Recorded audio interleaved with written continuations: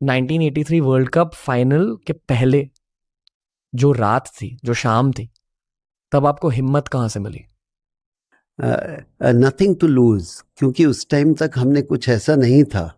हमने 10 world cup जीते हुए हैं तो आप सोच सकते हो, बस ये था, पैशन था, एक और दिन है, ये भी हम जीत सकते हैं, let's put a foot forward, best foot forward, ऐसा थॉट था। ये नहीं, हाँ ये भी होता था, ज़्यादा सोचोगे उस समय तो आपकी बॉडी टाइट होती है। Just enjoy, just relax, just play to your ability. एक दिन में आपका सारी परफॉर्मेंस नहीं आनी, performance will come over the period of time. सारी टीम ऐसे ही सोच रही थी?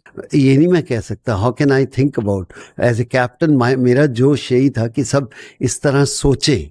अब सोचते थे कि नहीं वो तो नहीं मैं कह सकता, बट एनवायरनमेंट ऐसी बना सकते हो कि यार हाँ हम जीत सकते हैं।